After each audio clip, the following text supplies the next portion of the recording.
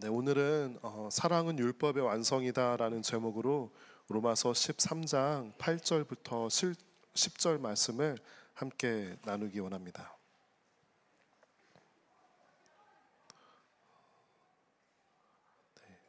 이렇게. 기독교 신앙을 가지면서 우리가 반드시 묵상하고 이해하고 또 정리해야 하는 성경을 꿰뚫는 그런 개념 중에 하나는 바로 율법입니다. 이 율법을 영어로는 law라고 하고요. 히브리어로는 토라라고 하는데요. 이 율법은 가르치다, 인도하다, 방향을 제시하다 같은 의미를 가지고 있습니다. 이 토라, 율법은 하나님께서 사람들에게 주신 삶의 방향과 길, 원리를 알려줍니다. 하나님의 율법은 참 좋은 것이었습니다. 성경에 보면은요, 사람들이 이렇게 살았다고 합니다. 각자의 소견에 옳은 대로, 자기의 생각대로 그렇게 주장하며 살아갔을 때 하나님의 율법은 삶의 기준이 됩니다. 여러분, 기준이 없는 삶을 혹시 살아가 보셨나요? 기준이 없다는 것은 얼마나 많은 고통과 아픔과 혼란을 초래하는지 모릅니다. 어떤 팀에서 일을 하는데 기준이 없습니다. 규칙이 없습니다. 규범이 없습니다. 한 번은 이랬다가 한 번은 저렇게 해도 된다고 합니다. 그러면 너무 혼란스러워서 그 팀에서는 아마 일을 하기 어려울 겁니다. 우리 예배 시간도 마찬가지 기준입니다. 제가 예전에 이런 예배를 드려본 적이 있습니다. 예배를 정시에 시작하는 것이 아니라 사람이 어느 정도 찰 때까지 기다리는 거예요. 그러면은 정시에 시작하는 것이 아니라 조금 더 사람이 차면은 시작하려고 해서 5분이 늦춰지고 5분이 10분이 더 늦춰집니다. 그러면 사람은 적응을 합니다. 예배가 정시에 시작하는 게 아니라 5분 후에 10분 후에 시작하니까 그러면 나는 5분 후에 10분 후에 와야 되겠다, 이렇게 생각을 하고요. 그게 반복되다 보니까 예배 시간이 한 20분까지 밀려져서 이러면 안 되겠다, 정시에 시작해야 되겠다 하고 사람이 몇 명 왔던지 간에 정시에 시작하자고 했던 그런 적이 있습니다. 기준이 흔들리면 모든 것이 흔들립니다. 하나님의 율법은 우리의 삶의 기준입니다. 율법은 참 좋은 것입니다. 하나님의 율법은 무엇이 옳은지, 무엇이 잘못되었는지, 어떻게 살아야 하고 무엇을 하면 안 되는지를 알려줍니다. 이런 말이 있죠. Common sense is not so common. 사람들마다 생각이 다르고 다 상식이 다르기 때문에 하나님의 율법이 우리 인생의 삶의 기준으로 반드시 필요했던 겁니다. 이 하나님의 율법 자체는 참 선하고 좋은 것이었습니다. 그래서 시편 기자는 이렇게 고백했습니다. 내가 주의 법을 어찌 그리 사랑하는지요. 내가 그것을 종일 묵상하나이다. 정말 좋은 것을 좋게 여기고 아름다운 것을 감상하며 묵상하며 감탄하는 것은 참 그에 합당한 일입니다. 이 시편 기자는 하나님의 율법을, 하나님의 말씀을 너무너무 사랑했고요. 그것을 묵상하는 것을 참 즐거워했습니다. 율법에는 분명한 목적이 있었습니다. 만약에 죄가 없었다면 사람은 그 율법대로, 율법을 기준으로 그것을 지키면서 살아갈 수 있었을 것입니다. 그런데 죄 때문에 우리가 그 누구도 율법을 다 지키면서 살 수가 없게 되었습니다. 율법 그 자체는 너무 좋은 것이에요. 너무 선한 것이에요. 그런데 죄가 있는 우리가, 사람이 율법 앞에 섰을 때 그 선하고 좋은 율법을 지키며 살 수 없는 나 자신을 마주하게 되는 겁니다. 그래서 그 선하고 좋은 하나님의 율법이 죄를 가진 사람 앞에서는 저주가 되어버린 것입니다. 하나님께서 율법을 주신 이유는 이런 것이었어요. 너희들은 내가 주는 선하고 완전한 율법대로 살아야 돼. 그런데 율법을 지키며 살다가 보면은 절대로 완벽하게 지키며 살 수 없다는 것을 깨닫게 될 거야. 그 원인을 생각하다 보면 바로 죄 때문이라는 것을 깨닫게 될 거야. 죄를 마주했을 때, 죄를 깨달았을 때 내 앞으로 와서 이 죄를 해결하려고 내 품으로 와야 하고 예수 그리스도를 의지해서 죄의 용서와 해결을 얻어야 돼. 그 과정에 이르게 하는 것이 바로 율법의 목적이고 역할이었습니다. 율법은 문제를 비춥니다. 죄를 비춥니다. 그리고 율법은 바로 그 해답인 예수 그리스도를 가리킵니다. 그런데 사람들은 율법을 잘못 받아들이고 잘못 이해하고 잘못 사용하기 시작했습니다. 그 또한 죄 때문에 그렇습니다. 율법을 사람들이 성경을 보면은 대표적으로 잘못 생각하고 잘못 적용한 그런 케이스들이 나옵니다. 먼저 성경에 나오는 이 바리새인들이 잘못 생각한 케이스인데요. 율법의 목적은 나의 죄를 드러내고 나를 회개케 하고 나를 하나님 앞에서 겸손케 해야 하는 것이 목적인데, 이 바리새인들은 율법을 통해서 나를 바라본 것이 아니라 다른 사람들을 바라보기 시작했습니다. 다른 사람들을 판단하고 지적하는 도구가 되어버리고 말았습니다. 우리가 내 신앙이 혹시 바리새파 사람처럼 되어버린 것은 아닌가 어떻게 진단할 수 있죠? 아주 간단합니다. 하나님의 좋고 선한 이 말씀을 가지고 나를 비추면 그것은 신앙인데요, 다른 사람을 비추고 판단할 때 그것은 바리새인이 되어버립니다. 이 하나님의 율법은 사람의 손에 들렸을 때는 다른 사람을 판단하는 도구가 되고 무기가 되지만, 하나님의 손에 들렸을 때는 완전하고 온전한 하나님의 율법이 됩니다. 또 성경에 보면은요, 율법이 종교가 되었고 학문이 되어버렸습니다. 성경에 보면은 율법학자, 서기관들, 이런 사람들이 나옵니다. 율법을 통해서 하나님과 나 사이를 돌아보고 회복하고 하나님 앞으로 이끌고 나아가는 것이 아니라 종교 시스템이 되어버렸습니다. 학문이 되어버렸습니다. 그래서 이 종교의 제도 안에서, 학문의 아주 우아한 주제와 언어 안에서 이 율법이 소비되었지만 실제로 하나님과 사람을 연결짓는 그런 순기능은 하지 못하게 되어버렸습니다. 또 율법은 우리를 하나님 앞으로 그리스도께로 인도하는 것이 아니라 나 자신 안에 함몰되게 하였습니다.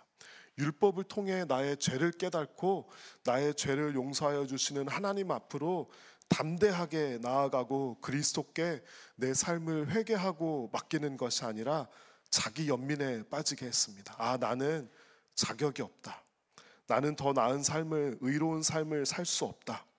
겸손한 것 같지만 사실은 나 자신 안에 함몰되어서 하나님 앞으로 한 발자국도 나아가지 못하게 하는 자기 연민에 빠지게 하는데 율법이 부작용을 했던 것입니다. 이런 의미에서 율법은 참 좋은 것이지만 율법에는 분명히 한계가 있었습니다.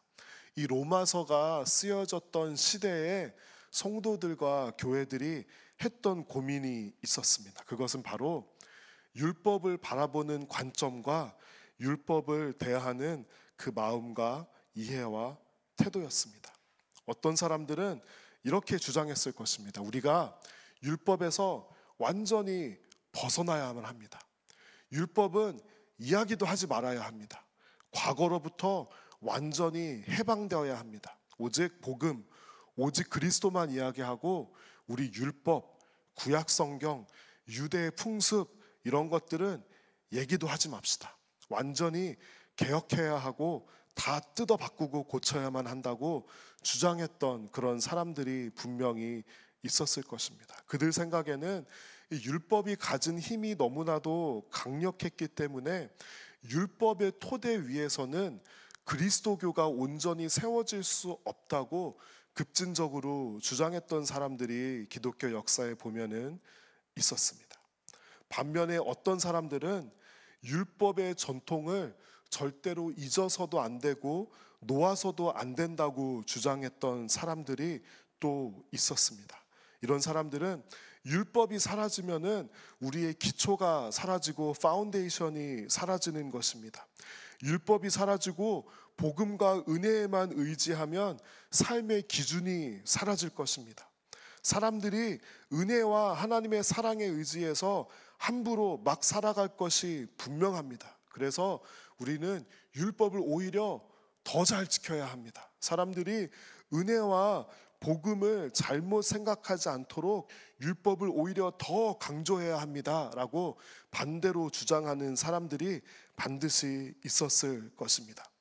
그러면 어떻게 하면 이 로마 교회와 그 초대 교회는 율법과 복음을 어떻게 연결하고 어떻게 이해하며 신앙과 교회 가운데 받아들이고 온전하게 세울 수 있었을까요?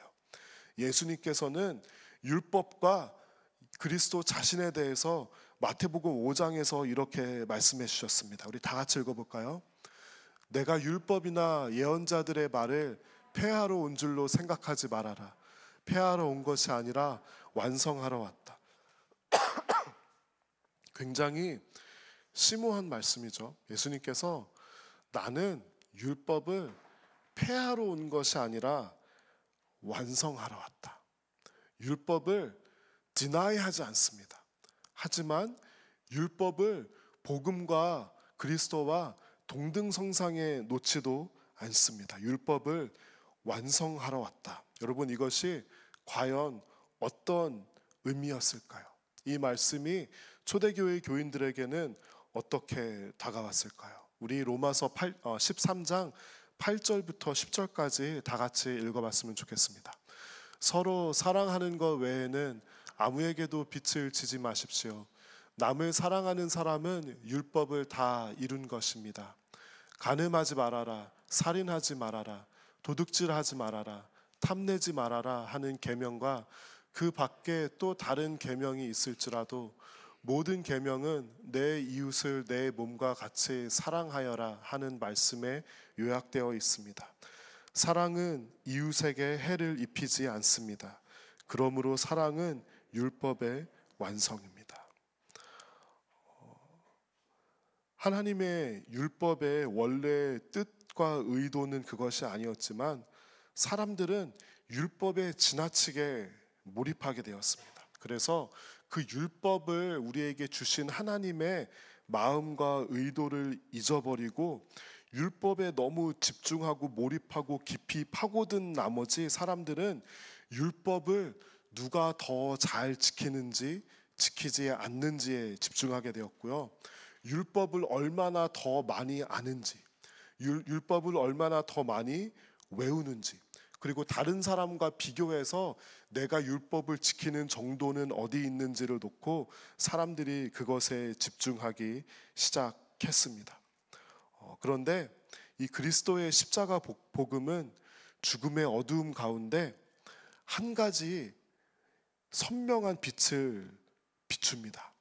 예수님께서 십자가에 돌아가셨을 때 그 십자가의 빛은 율법을 비추지 않았어요. 그 십자가의 빛은 바로 하나님의 사랑을 가리켰습니다. 우리 요한복음 3장 16절 다 같이 읽어볼까요? 하나님이 세상을 이처럼 사랑하셔서 외아들을 주셨으니 이는 그를 믿는 사람은 아무도 멸망하지 않고 영생을 얻게 하려는 것이다. 예수님께서는 십자가에 못 박혀 돌아가시면서 율법을 더 잘 지켜야 된다고 강조하지 않으셨습니다. 하나님이 세상을 이처럼 사랑하셔서 그 사랑에 집중하시고 십자가는 사랑을 비추었습니다. 하나님의 사랑이 바로 율법의 참 목적임을 예수님께서는 알려주셨습니다. 당대 교인들과 당대 교회는 이 율법과 그리스도의 복음 안에서 왔다 갔다 하면서 이 두 가지를 온전히 연결하지 못하고 있었습니다.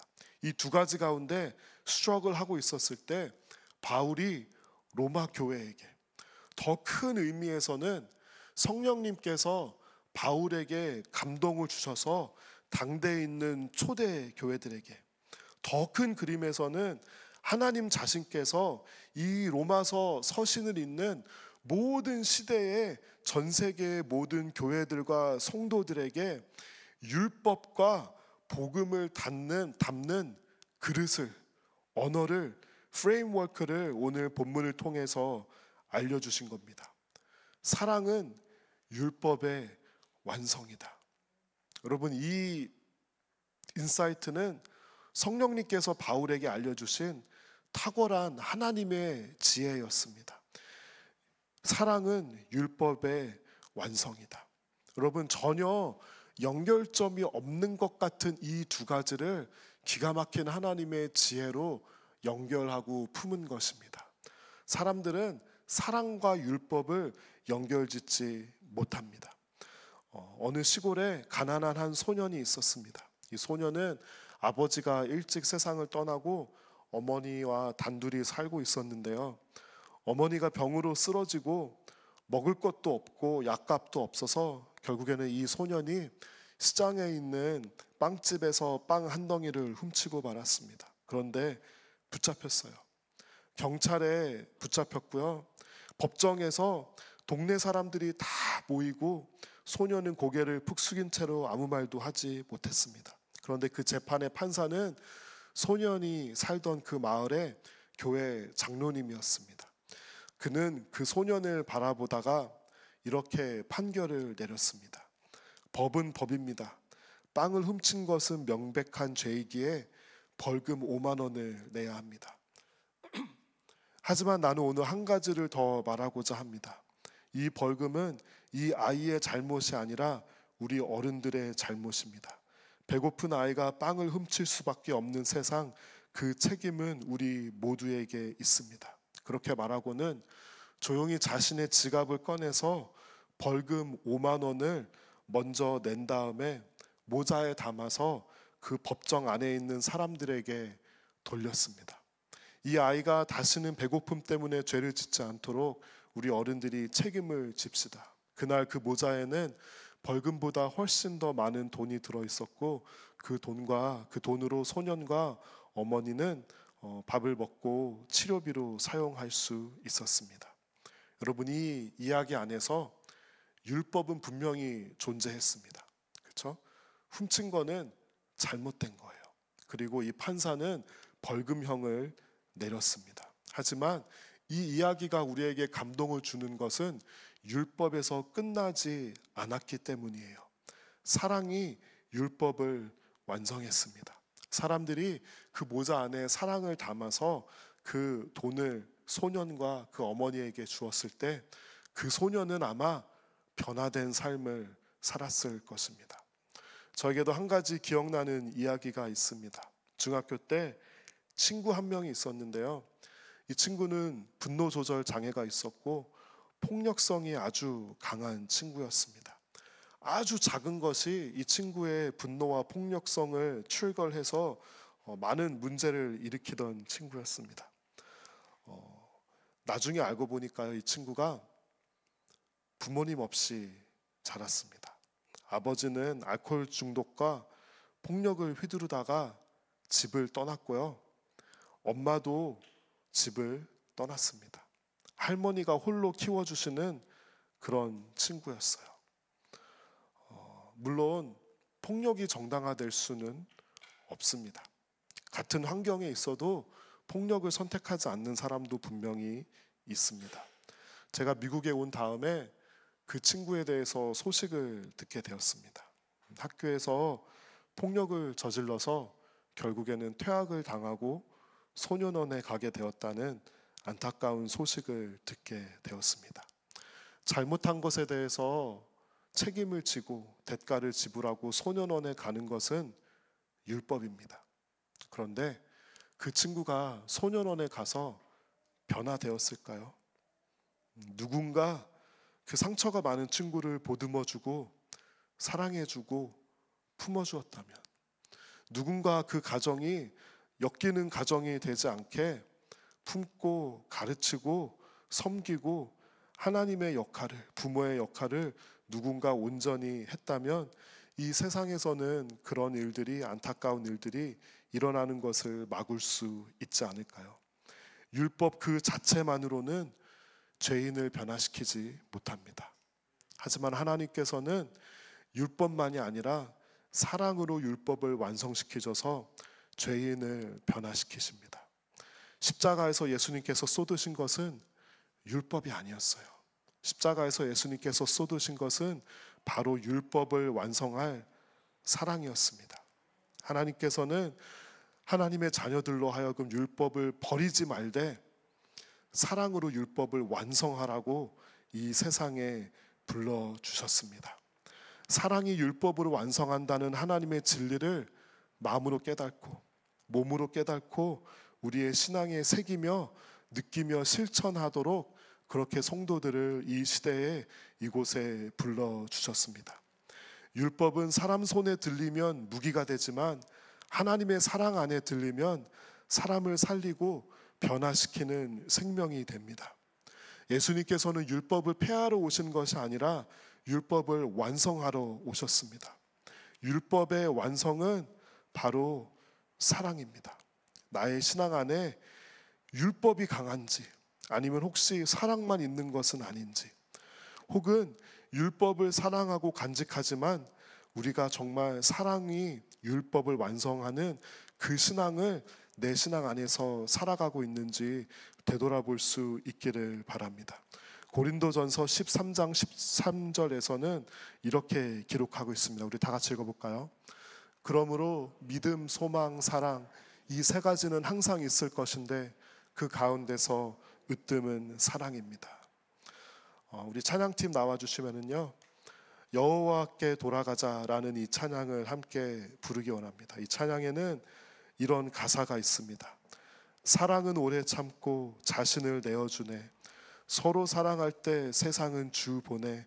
사랑은 절대 지지 않네. 우리 간이가신 분들 다 함께 일어서서 이 찬양을 하면서 율법을 우리에게 주신 그 하나님의 마음, 사랑으로 율법을 완성하게 하신 그 예수 그리스도의 십자가에서 품으신 그 마음을 묵상하며 우리 또한 하나님께서 주신 율법을 사랑하고 묵상하겠습니다. 하지만 사랑으로 이 율법을 완성하는 그 하나님의 마음을 우리의 신앙으로 삶으로 살아내겠습니다. 고백하는 시간이 되었으면 좋겠습니다. 우리 다 같이 찬양할까요?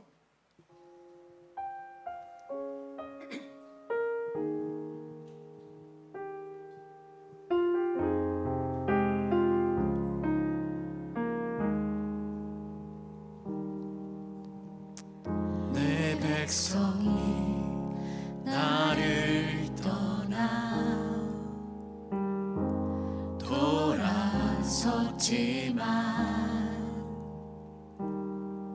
돌아섰지만 내 사랑이 내 백성을 포기 못하니 내 모든 것 내어주고 나 그들을 얻으리라. 여호와께 돌아가자. 우린 돌아서도 그는 변치 않네. 여호와께 돌아가자. 우린 넘어져도 그 사랑 영원하네.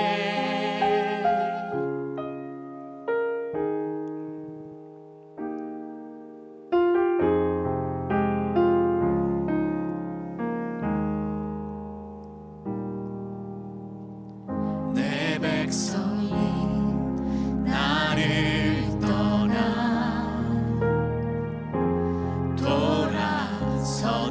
돌아섰지만 내 사랑이 내 백성을 포기 못하니 내 모든 것 내어주고 나 그들을 얻으리라. 여호와께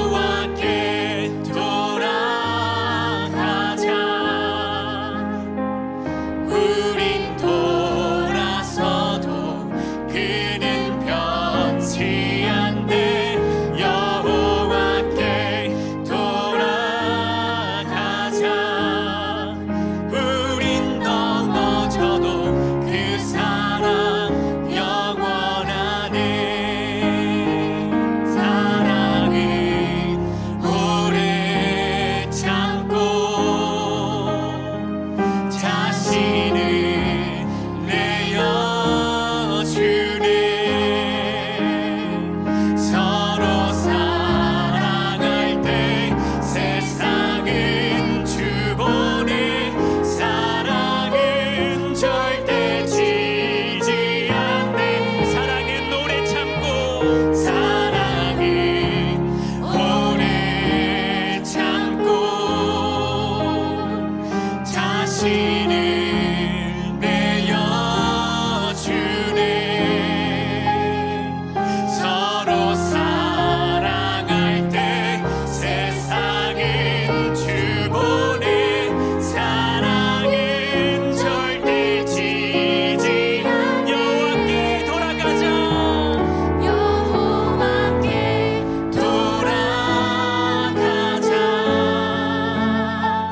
우린 돌아서도 그는 변치 않네. 여호와께 돌아가자.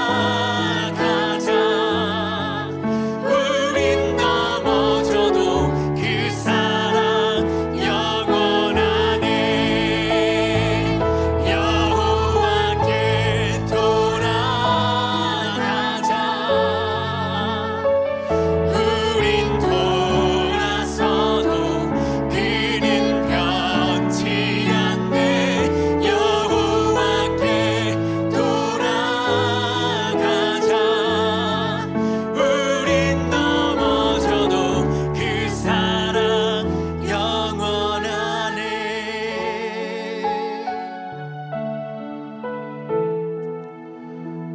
하나님의 율법은 참 선하고 좋은 것이지만 그 율법 안에 섰을 때 우리는 감히 내가 지킬 수 없고 감당할 수 없는 마치 거대한 벽을 마주합니다. 하지만 하나님께서는 하나님의 사랑으로 그 율법을 완성시키셨음을 바로 예수 그리스도를 십자가에 보내셔서 우리에게 알려주셨습니다. 그래서 너희 또한 이처럼 살아라. 율법을 지키려고 노력하고 공부하고 외우고 하는 것 필요하고 중요한 일이지만 그것이 우리의 신앙을 결정하는 것이 아니라 하나님의 깊은 사랑을 깨닫고 받아들이고 임브레이스하는 것. 그리하여서 내가 율법을 지킬 수 있고 선한 삶을 살 수 있는 능력이 아니라 하나님의 계획과 사랑을 의지하고 믿고 받아들이는 것이 바로 기독교의 신앙입니다. 그리고 그 사랑을 깨달은 사람은 하나님 이제는 나도 사랑으로서 율법을 완성하는 그 진리를 내 삶에 새기고 실천하는 삶을 살겠습니다. 하나님 나의 신앙이 바리새인들처럼 다른 사람을 평가하고 판단하는 그 율법이 되는 것이 아니라 하나님 사랑으로 품고 받아들이며 용납할 수 있는 그런 사랑이 되게 하여 주시옵소서. 하나님 그 사랑으로 하나님을 온전히 예배하겠습니다. 그 사랑으로 나 자신에게 이 복음을 받아들이게 하겠습니다. 그리고 그 사랑으로 다른 사람을 율법으로 재단하는 것이 아니라 하나님의 사랑으로 그리스도의 희생과 헌신으로 다른 사람을 바라볼 수 있고